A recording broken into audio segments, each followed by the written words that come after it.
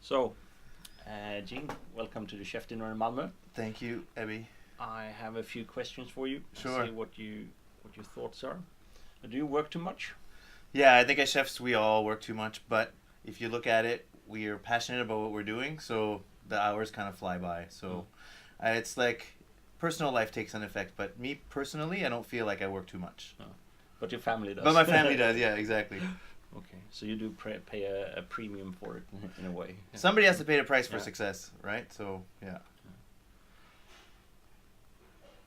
And was your first chef or your training chef your first couple of years, Uh-huh. were they firm to you, or did they kind of guide you through the things, or they were?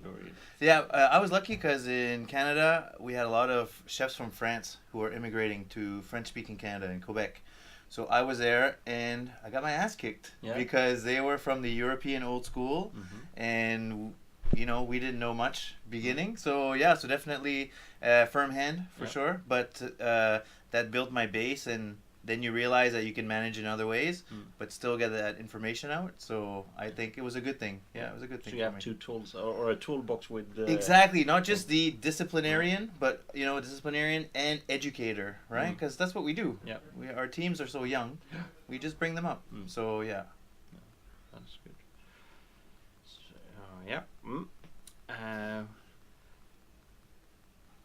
have you ever thought to not be a chef? Have you ever had what would you be if you wasn't a chef, or if you went a different path today, or? Yeah, you're right. In terms of if there be something else, I don't know. I really don't know. Yeah, it's not like I don't have this romantic story of my grandmother cooking and I had an epiphany. It was like after high school, I dropped out of university. I didn't like what I was studying, and some of my friends were taking culinary school.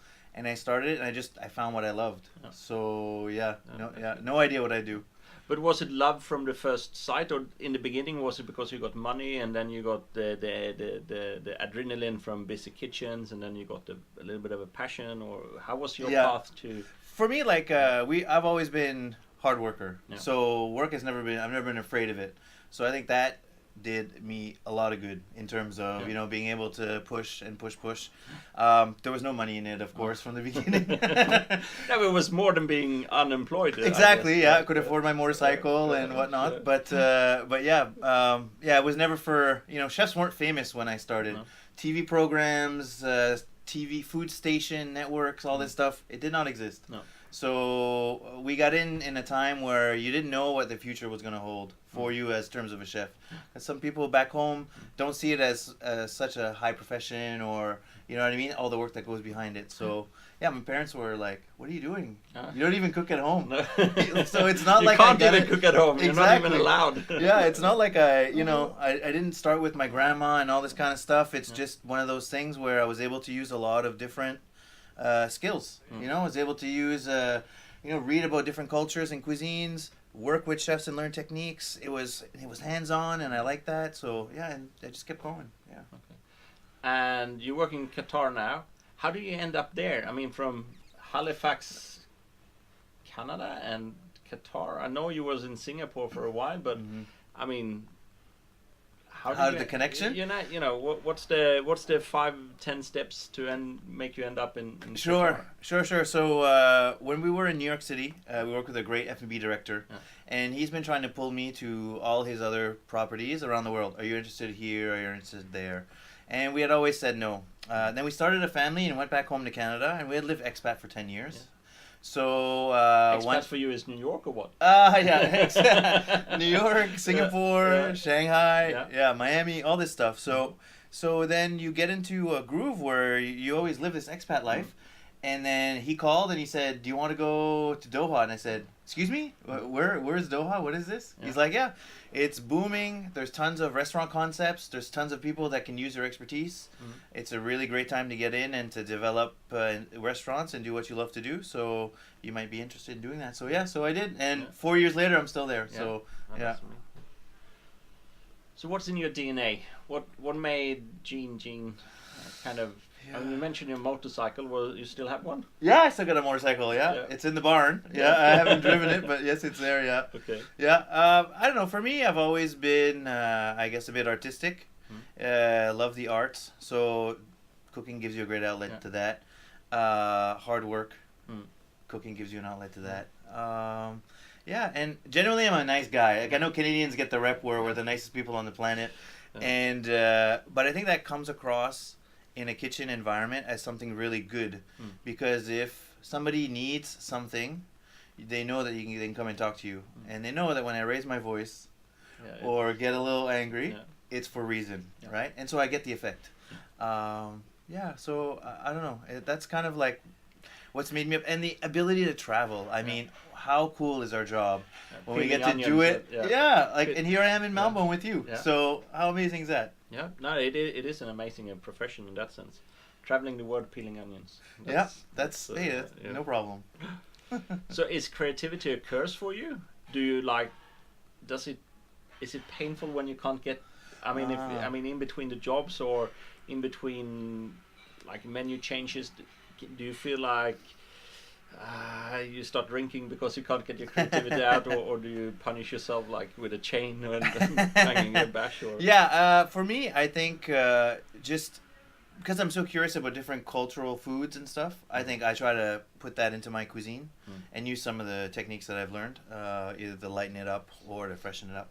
So when it comes to that, then I think I have a bigger or broader spectrum than some other chefs who have a definitive frame in their restaurant, definitive style of food, and so I think they're more, when I think about people who have problems with creativity, would be those people, because there's a limit to where you're going to take your things from. So I think by blocking that off, it gives you a little less of I'll never be an expert in sushi. I'll never be an expert in Iranian or Indian cuisine, but I like enjoying putting those flavors into what I do, and the experience for the guest is something new, and makes it exciting. Yeah.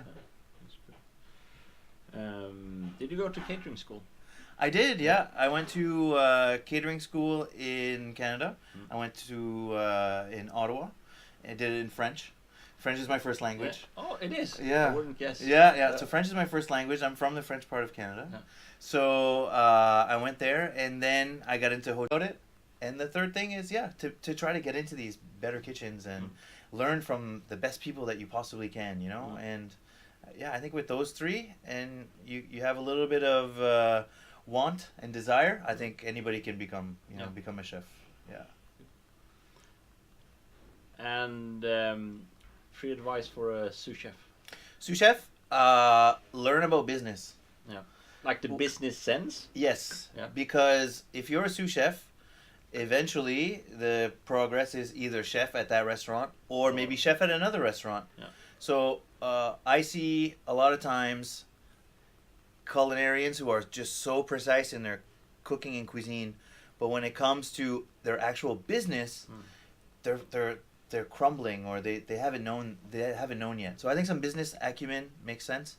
Learn how to lead. Again, internet's a great tool. There's lots of great public speakers and great people that you can look at and try to mirror and mentor from on how to deal with people, how to teach, how to that kind of stuff. I think those would be the big ones. And it's like leading it's not an exact science. It's many variables coming into it. Your stress level, the other person's stress level, language difference. What I feel, because we have very few. I rarely lead kitchens that speaks my native language. So I sometimes use the F word a bit too much, but it's just a way of enhancing my language.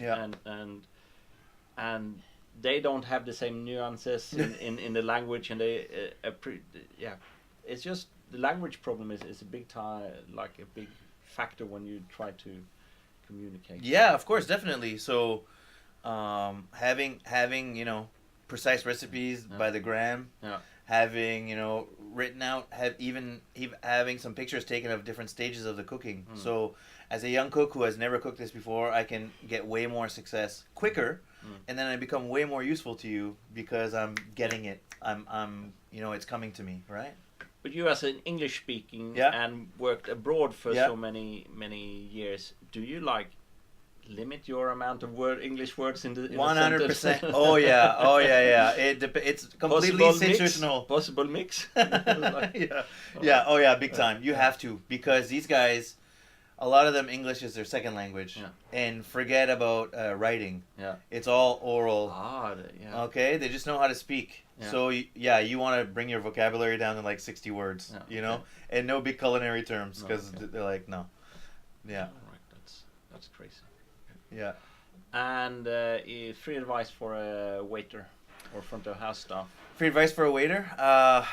Man, your guests are the ones who are making sure that everybody is, has a paycheck, provides for their family. Most restaurants, waiters are the only people that touch the table. Maybe the occasional chef comes through, right? Yeah. It is so important that these are the very best, most natural, happy people. I would rather have somebody with zero skill that I can train, that is just a lovely person, that that when they're in the dining room, they're going to give that guest an amazing experience. You can teach everything else, right? So that would be my thing. If it's really for you, if hospitality is really for you, waiters and waitresses, you'll know, you feel it. It's natural. Giving hospitality is natural to some people. And so, that would be for me. Yeah. Only one advice for them?